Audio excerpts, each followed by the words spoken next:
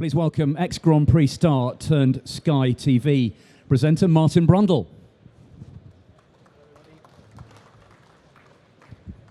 Welcome. All right, have a seat. Oh man, you've got some bright lights. Yeah, I know. I'm squinting already.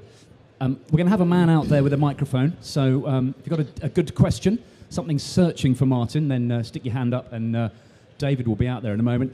Happy New Year, Martin. Good to see you. F1 2012 was billed as the greatest season ever. You agree with that?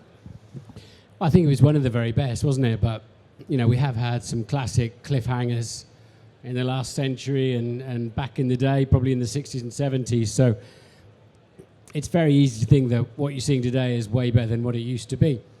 But I bet it's right up there with the best seasons in terms of the incidents, the uncertainty, 7 winners in the first 7 races, 8 in total. You know, when I compare back to the days when, bless him, Michael was dominating and maybe even with Nigel when he won the championship in August in '92, I think it was. And, you know, Michael Schumacher had a few championships won by August or early September, and he just knew who was going to win the race. You knew it was going to be a Ferrari, and then you knew which one it was going to be. You know, I remember Murray Walker and myself waiting for ad breaks to come along for a little bit of respite because, like, what could you find to say? These last few years, that certainly hasn't been a problem.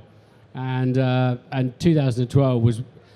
certainly it's the best year I've ever had the pleasure of commentating on, Henry. There's no doubt about that. And for you, moving to Sky, did that go how you wanted, how you planned? Are you happy with the sort of the dual broadcasting effect in F1 at the moment? I'm very happy. I mean, last year, sat here at the Autosport show, I was wondering, because it took me a long time, months, to make the decision, because I liked what we were doing at the BBC, but I liked what Sky were proposing to do and the role they wanted me to play. And I made the decision. And of course, it wasn't until I got to the first race in March that I quickly began to realise that I was really happy with my decision. And I think they put on, for the first year, I think they put on a great show. And we've got a good rapport now amongst the people working in Vision at Sky, and there's a lot of people behind as well. And we're putting out 14 hours of television a weekend at a Grand Prix race. That's a huge amount of content. And I'm probably working twice as hard as I've ever worked on Formula One television, but I've never been happier than I am at the moment. We've got the resource, and if you look back through the Olympics, you know, who was still running F1 stuff? The only company in the world, it was Sky. Look through the winter since the last race. Who's out there with F1? Sky. Nobody's out there really in the television world, and you know, I'm a Formula One fan. I have a passion for Formula One, and so I would hope so. Yeah, I like what they do, and I like the commitment that they brought to it. To answer your other question about the dual broadcasting, it's great that both sides don't have adverts, of course, during the race. BBC found themselves in a position where they had to cut costs, and I think the solution that's been found is good. And the competition between two of the world's greatest sports broadcasters, Sky and BBC, is very healthy. I live in a competitive world like we all do, and I think that means both sides make a better show because they want to try to be the best. So I think that's incredibly healthy at the moment. And as we now go into year 2 of Sky, I'm thorough. We've got some great stuff coming up. Any teasers? Any sniff? No, you have to. Thank you very much, Martin Brundle. But I think it was difficult, wasn't it, to persuade people to understand that without cutting back, the BBC were out. Period. Yeah. It was 10 races or none, and eventually people sort of came around to the idea. Well, people were very unhappy because they don't like change. They liked what they had, and it was free of charge, and I completely understand that. But if a commercial station had to take it on, their ad breaks. If you ever watched Formula One in Germany or places like that, where they have these incredible amount of ad breaks, and back to how we were forced into the ITV days with we had 5 2-minute 45 breaks in the end, which the fans just didn't like at all. That's what we would have gone back to. So I think the solution was quite an elegant one, but at the time, the fans were upset because they felt having something taken away. I don't get that kind of feedback anymore. Let's have a quick recap of last year. Some amazing performances, some disappointments, of course.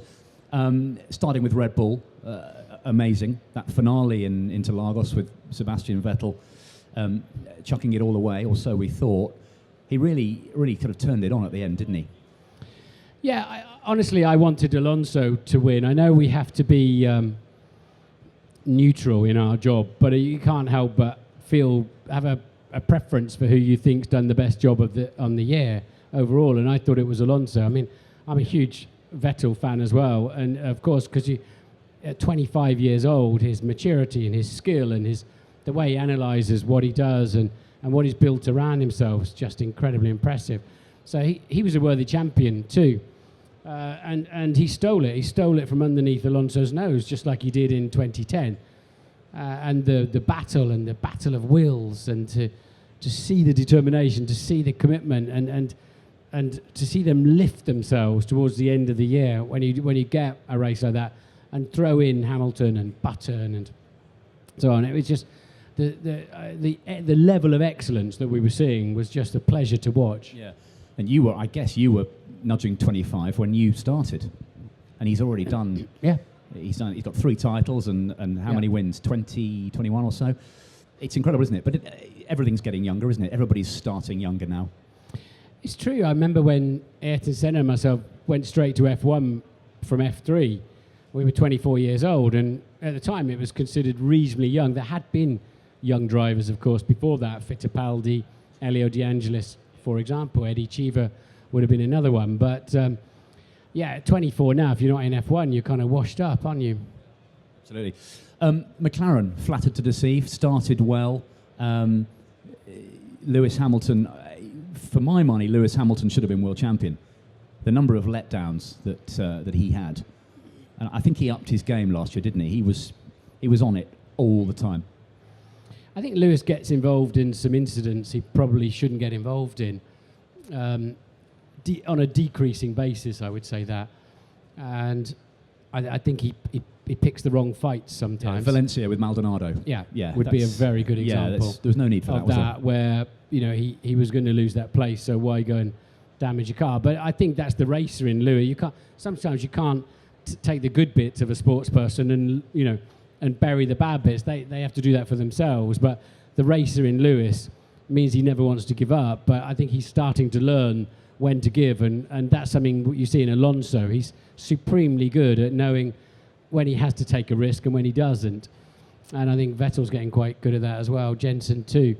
But there were races. I mean, for me, the drive of the year was Lewis in Texas, in Austin, hunting down and passing Vettel. That was just supreme.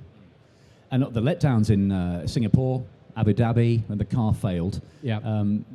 Disappointing for him. And do you think it sort of motivated him to get out of there? My understanding is that Lewis was ready to jump, but was uncertain. And then a lot of people were working on him through that weekend. And I remember saying on TV when the car broke down, when he was leading, and he walked away and he just turned and looked back at it briefly. And I said, is he walking away from his McLaren career? I have no idea. But my feeling was that was a very decisive moment of let's just go, let's just try something else. Yeah. Do you think he's right to move? I mean, he's done 6 years with McLaren. He's only ever known McLaren. He needs to perhaps prove himself elsewhere. Well, he's right to do what he feels is best, and it's certainly not for me to be judgmental on him in that respect. Had I have been managing him, I think I'd have said, let's do a short-term deal at McLaren, 1 or 2 years, and see what else is out there and see who's moving around, because he has taken a gamble. Having said that, I think Mercedes-Benz will be a lot better in 2013, and I wouldn't be at all surprised to see him win a race, not in the slightest. In fact, I'd be surprised if he doesn't win a race in 2013, because he's got such speed. And if Mercedes can harness that speed and give him the car, he'll drag another quarter of a second a lap out of it somewhere, and I think he'll do a great job. So time will tell. I mean, I wasn't sure Jensen was right to go to McLaren, but he was. So I don't like guessing. I like just waiting to see what happens. Yeah. Amazing that over the course of 3 seasons together, Jensen outscored Lewis. Yeah. I think that's a significant statistic that doesn't sort of leap out at you. When you analyse it, you think, wow, that is a surprise. Well, I don't think the statistics are that much of a surprise. It comes back to what I said. I think Lewis sometimes picks the wrong fights.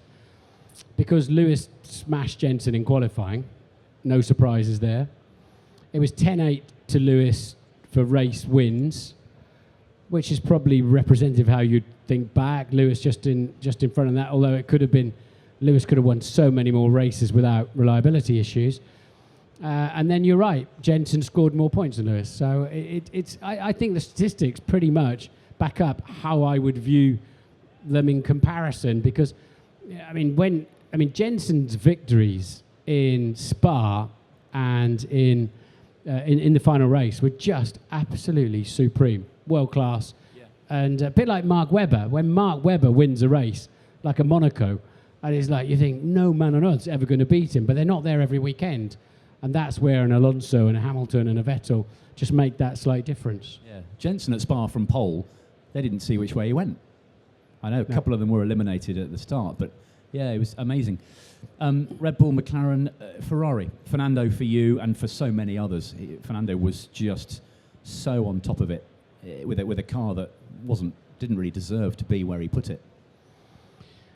Well, his positive mental attitude was something quite incredible, wasn't it? He honestly, genuinely believed he was going to win that championship. And there must have been a point where he was 42 points ahead, I think. And even when it all started, he even left Singapore in September 27 points clear. That's only just over a race victory, but it did look like he got it in the bag, didn't it? That he should be taking that championship. But even when it was all going against him, he was, I can still win this. And he so nearly did. He so could have easily won that championship in Brazil. And his starts, his overtakes, his absolute dogged determination through many of those races. And if you look at how many points he scored compared to Felipe Massa, who's a fine racing driver, all right, had a pretty dodgy first half of the season, but came on very strong towards the end. But Alonso picked up the car and did something extra with it. And that's the sign of a true great, is when you can win a race when you're not in the fastest car. We saw it with Senna. We saw it with Schumacher. We saw it with so many others. So in 3 years with Ferrari, Fernando's been in the title fight at the last round in 2 of those 3 years. I mean, that shows a level, doesn't it? Yeah, but he lost them both, didn't he? Yeah. That's the critical thing there, and I don't know how much longer he'll accept that for, because that was tough for him. Remember that image of him just standing underneath the podium before the podium procedure in Brazil, just standing and watching Vettel, just absorbing that I thought it was like an energy source for him to like, I will not let this happen again. Yeah, the body language police were salivating, weren't they, at that image? Yeah. I know you're a busy man and you're running around. We've only got a few minutes left. Who else haven't we talked about? Kimi? Kimi Räikkönen. Wow. Well, I'm doing the questions now. Yes. Well, what I think is, leave me alone, I know what I'm doing. Just fantastic. I mean, I think where the team have been smart is they've just embraced what Kimi for who he is and what he is, and taken the best out of him and let him. I mean, he sometimes rocks up on a Thursday afternoon, except, where was it? Brazil, where he came in on the Friday morning. He doesn't do jet lag and that sort of thing. He arrives last possible minute, gets in the car, drives the wheels off it. I think the thing that impressed me most about Kimi last year was his racecraft. He'd been out of it for 2 years, running into trees. He seemed to manage to run into a lot of trees, but he never hardly touched another driver, did he? And his racecraft, and that's the bit that normally gets rusty. You don't lose the speed, you lose that finesse. And his consistency, I mean, he should have won in Bahrain anyway, but he was just massively impressive. He did all bar one of the total season's laps. I thought he did them all. He finished, he was a lap behind in Brazil, I think, if memory serves. He was 10th, but not on the leader. So he only docked a lap in all those races. He was incredible. Mr. Consistency, wasn't he? Do you think he's the sort of guy that if the car's not there, his head will drop? he has always been, apart from Sauber in the first year, he's always been in good cars. I think he's past all that now. I think having gone away from F1, I did it a couple of times with Jaguar, and then you go back and you realise how lucky you are to be there, because it's a funny thing. You're testing and they want another 25 laps on that last set of tyres, and you're like, another 25 laps? And there comes a point where you'd kill to do 25 laps in a Formula, as I did with the Ferrari. I did 40 laps last year for Sky, and I'm driving a very good car this year for Sky as well. Sorry, which one was that? A very good car. And it's, it's, listen, we're all the same, aren't we? It's something you love doing and you have it taken away from you, makes you want to do it even more. And I think Kimi's found that moment in his life where he's less and less accessible from a media point of view, but I think he's just enjoying his racing. Got to let you go, sadly. No time for questions. I'm sorry about that. Martin has got to go. Thanks for talking to us. Enjoy your second season with Sky. I'm sure it'll be a belter. I will. Ladies and gentlemen, Martin Brundle. Thank you. Thank you, Martin. Good to see you.